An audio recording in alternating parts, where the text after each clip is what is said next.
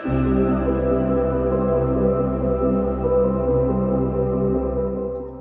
to this discussion on adjusting through transitions and ways to enhance coping. My name is Ashley Anderson, registered dietitian, personal trainer, and owner of Move Fully Nourished, where we specialize in helping active adults heal their body using a holistic approach, using the power of food and movement as medicine. Joining me today, we have Emily. Emily is a licensed professional counselor. Her expertise is working with individuals struggling with substance abuse and just mood disorders, as well as depression, anxiety, eating disorders, process addictions, and gambling, grief, and trauma. Welcome, Emily. Thanks again so much. So let's dive into our topic today on adjusting through transitions and ways we can enhance coping. Our world, we know, our country, our communities, and our families have been through quite a lot. And first, Emily, I'd love if you could just tell us a little bit more on some of the adjustments that you've seen your clients go through over the last year and a half. Mm-hmm. Well, like you mentioned with COVID, it has definitely been a lot going on for a lot of people. Some of the COVID specific changes will be like changes in your work environments. You know, maybe you were working in person and then you switched to working from home and then it went back to in person or some hybrid of the two. Grief and loss of loved ones that, you know, maybe passed due to COVID, grief and loss of our normalcy. You know, life as we knew it isn't how it is right now, and that can be really challenging.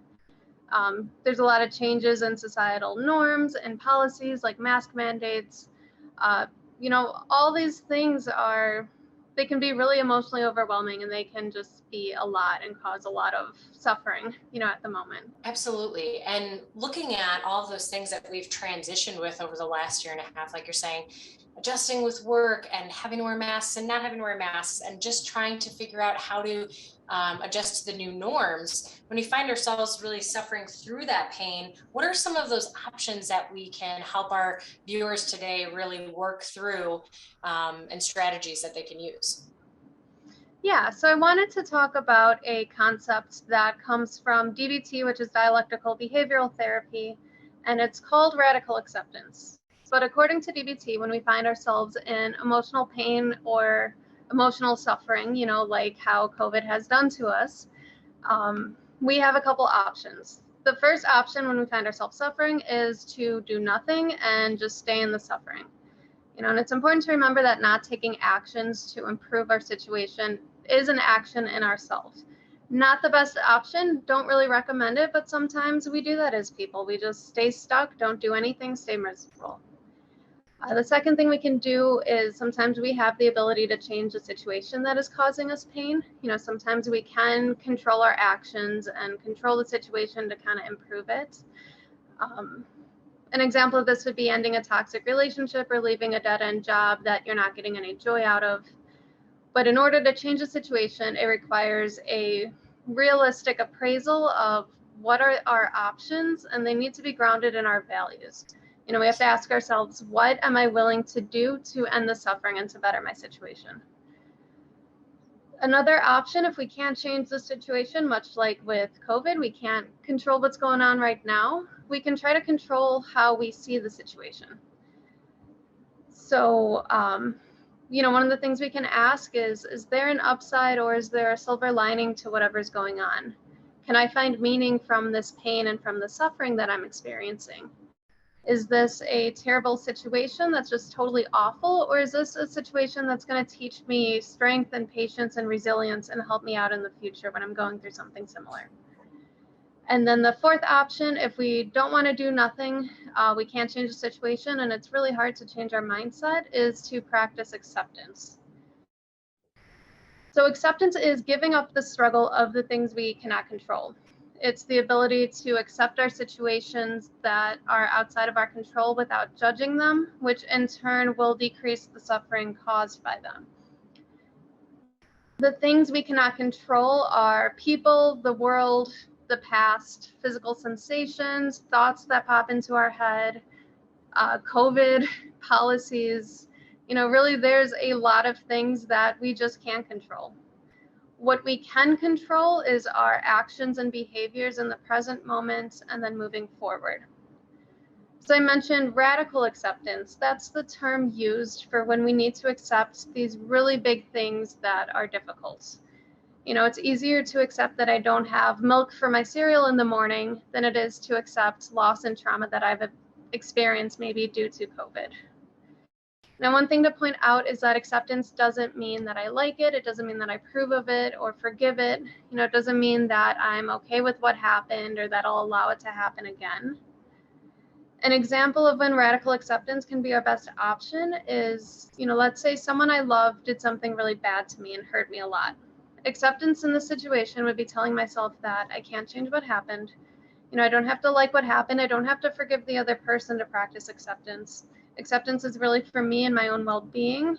It's used to decrease my suffering and help me move past, you know, the pain that I'm experiencing right now.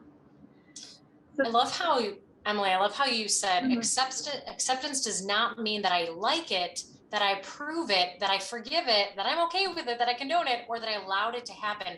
And I feel like this is a concept that I often run into even with our one-on-one clients in terms of trying to navigate through the shifts. And this may be where we touch a little bit too on pivoting mindset and trying to make those adjustments, but it isn't necessarily all of a sudden making everything, you know, roses and daisies and, you know, flowers galore, and it's not putting sunshine on it. It's trying to address it in a way without judgment. And I think that the way that you phrase that is going to be an important concept for people to understand, because that's going to help them take that first step in making that shift or transition mentally. So I think that's really great. And you know, practicing this acceptance and these coping mechanisms is going to be another great tool. And I'd love, you know, for you to elaborate on that as well. Absolutely. You know, in acceptance, it sounds easy to do, like, oh, just accept it. But in reality, this is probably one of the hardest coping skills to use. And it does take a lot of practice to be able to get to a point where you can accept the past. So there are a few ways that we can start working on acceptance. One of those is through what I call coping statements. So they're just things that we can tell ourselves to help us, you know, get out of the past and get out of that suffering that we're living in. An example could be, you know, saying, I can't change what has already happened, or it's no use fighting the past. Another coping statement I like is saying, this moment is the result of hundreds of other decisions. And this one can be really helpful for those situations where we're thinking, well, if only I would have done this, things would be differently. Or if this had happened, then I wouldn't be where I am now. You know, reminding ourselves that this moment is the result of hundreds of other decisions can help remind us that, you know, there's a lot at play here. There wasn't one thing we could do differently. And, you know, it's okay. The past is in the past. Another coping statement I like is just saying, I can't control others. I can only control myself. You know, help remind us that I'm only in control of my own actions. I can't control what anyone around me is doing. Another way to practice acceptance is to do it with those little things. So this is what we call everyday acceptance. So like I said, it's easy to accept that there's no milk for my breakfast cereal. You know, that's a tiny annoyance that we experience. And if I can practice accepting it, I can adopt that accepting mindset to make it easier to do those bigger things. Other examples of when to use everyday acceptance is like, I have to wait in line at the DMV and it's taking forever and I don't want to be here. Or maybe my partner forgot to take the trash out again and the kitchen smells like garbage and I've reminded them not to do this. You know, that's a frustrating situation. It causes us pain, but if we can practice acceptance, it can make it a lot easier. You know, other examples would be like my friend cancels plans last minute that I was looking forward to, or maybe I'm stuck in traffic.